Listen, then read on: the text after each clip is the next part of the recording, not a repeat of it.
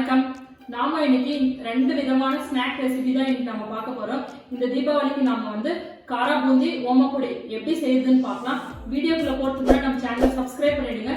மறக்காம பக்கத்துல இருக்க பெல் ஐகானை கிளிக் பண்ணிக்கோங்க.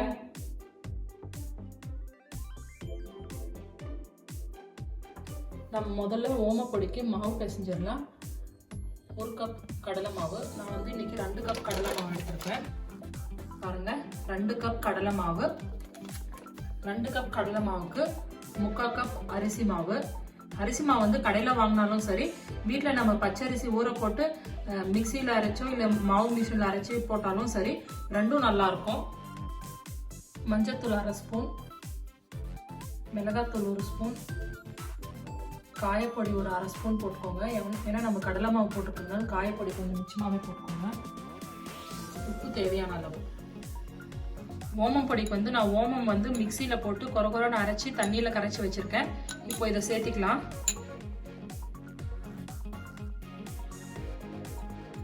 இங்கே பாருங்கள், வெண்ணெய் ஒரு 2 ஸ்பூன் நல்லா மெல்ட் பண்ணி வச்சுருக்கேன். நல்லா சூடாக இருக்கிற வெண்ணெயை இதில் ஊற்றிக்கலாம்.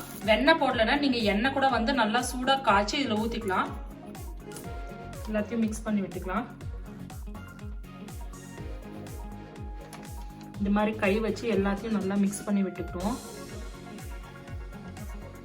இங்கே பாருங்க, இந்த மாதிரி கை வச்சு எல்லாமே நல்லா மிக்ஸ் பண்ணி விட்டதுக்கப்புறம் கொஞ்சமாக தண்ணி சேர்த்து கலந்துக்கலாம். தண்ணி ஒன்றா ஊற்றிடாதீங்க.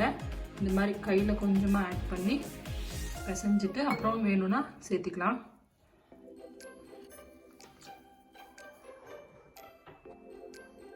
பாருங்க, இந்த அளவுக்கு நான் பிசைஞ்சு வச்சிருக்கேன். இந்த அளவுக்கு இருக்கணும். நம்ம முறுக்கு அச்சுல இதை போட்டு எண்ணெயில் பொரிச்சு எடுத்துடலாம். இங்கே பாருங்க, நான் இந்த மாதிரி முறுக்கு புளியிற இதில் இந்த அச்சு போட்டிருக்கேன். குட்டி குட்டி ஹோல்ஸ் இருக்கிறது நம்ம இடியாப்பத்துக்கு போடுறோம் இல்லைங்களா, அதில் தான் நம்ம இன்னைக்கு பொடி புளிய போகிறோம். இந்த மாதிரி இது ஹோல்ஸ் போட்டுக்கோங்க. மாவெல்லாம் இதுக்குள்ள போட்டுடலாம். போட்டுட்டு அவ்வளோதாங்க. ரொம்ப ஈஸிங்க இது ஓமப்பொடி செய்யுது. நம்ம கடையில் வாங்கி சாப்பிட்றது தேவையே இல்லை. வீட்லேயே நம்ம ரொம்ப ஈஸியாக செஞ்சிடலாம். நம்ம அடிக்கடி இந்த மாதிரி முறுக்கு ஓமப்பொடி காராஸ் எல்லாம் வீட்டில் செஞ்சு ஒரு பாக்ஸில் போட்டு வச்சுட்டா பசங்களுக்கு நம்ம ஸ்நாக்ஸாகவும் கொடுக்கலாம்.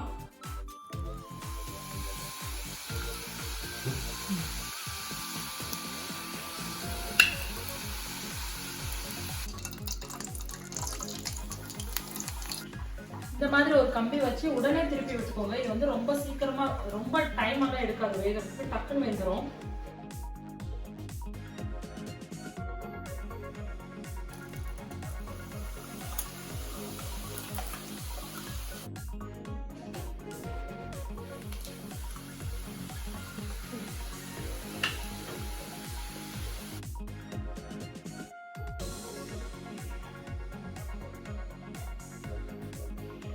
இது பாருங்க, எவ்வளோ அழகா வந்திருக்கு ஓமப்பொடி. இது ஜஸ்ட் செகண்ட்ல வெந்துடும். இப்போ எடுத்துடலாம்.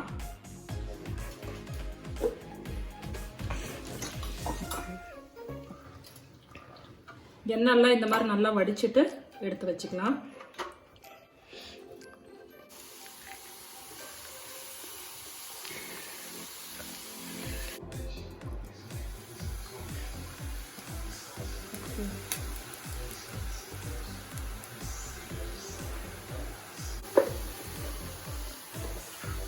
பாருங்க, எவ்வளோ அழகா வந்திருக்கு. பாருங்க, ரொம்ப நல்லா வந்திருக்கு. இந்த சைடு 1 செகண்ட், இந்த சைடு 1 செகண்ட் வெந்தா போதும். திருப்பி போட்டு இந்த சைடு 1 செகண்ட். அவ்வளோதான்.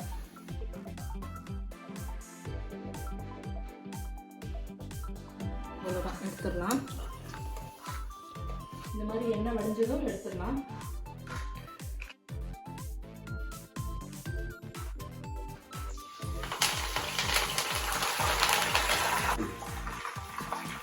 அவ்வளோதாங்க. இந்த மாதிரி மேலே போட்டு விட்டுறலாம்.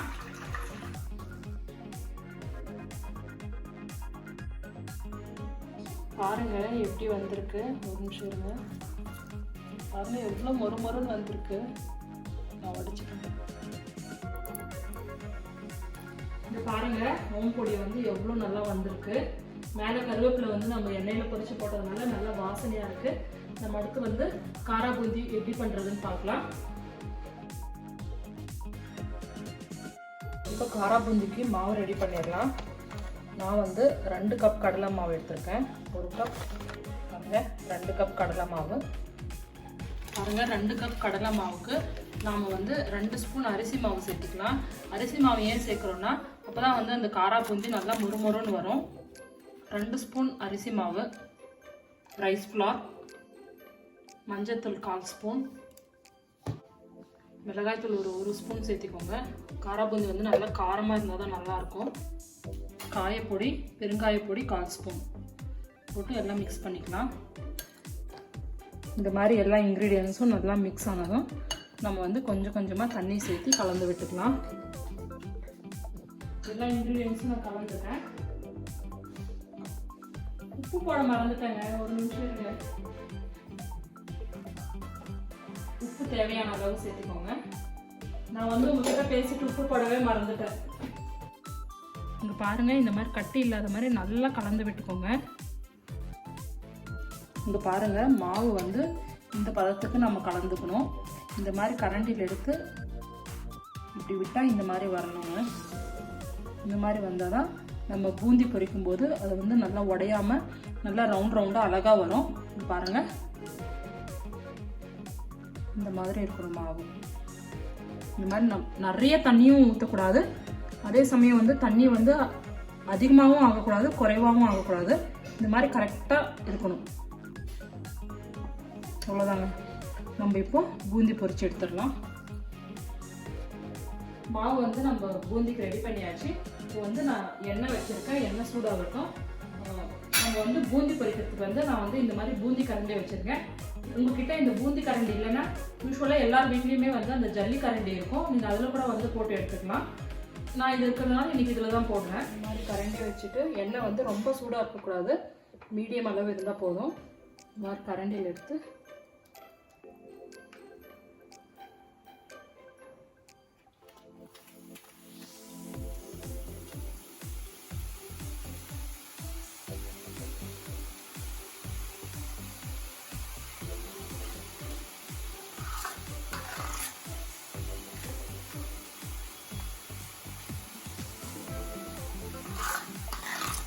இந்த மாதிரி விட்டால் போதுங்க, ரொம்ப நல்லா வந்துடும்.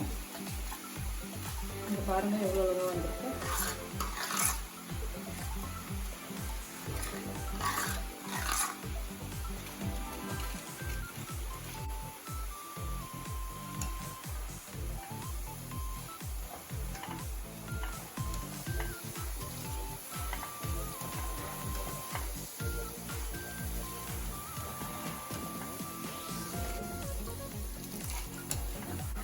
இவ்வளோதாங்க, எடுத்துடலாம். ரொம்ப நேரம் இருக்கக்கூடாது, ஜஸ்ட் 1 மினிட்.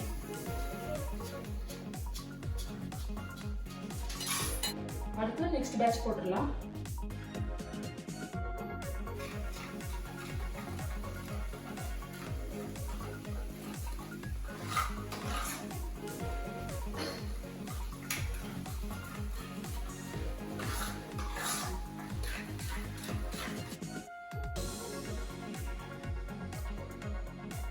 நான் வந்து ஒரு சின்ன தாளிப்பு கரண்டியில் எண்ணெய் ஊற்றிருக்கேன். பூண்டு பொரிச்சிடலாம்.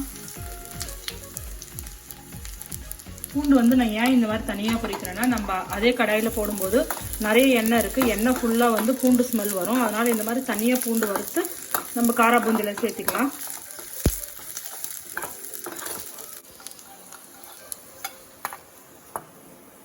அடுத்து நான் வந்து முந்திரி பருப்பு எடுத்திருக்கேன், எண்ணெயில் பொரிச்சிக்கலாம்.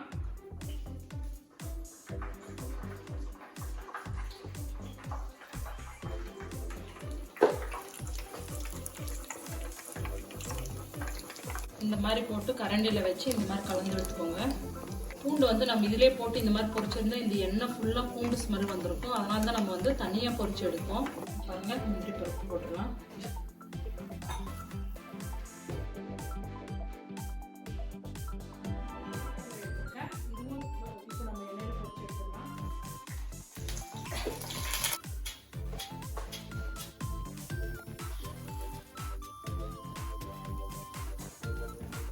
அடுத்து நான் வந்து கருவேப்பிலை எடுத்துருக்கேன். இதுவும் எண்ணெயில் நம்ம பொரிச்சு பூந்தியில் சேர்த்துக்கலாம்.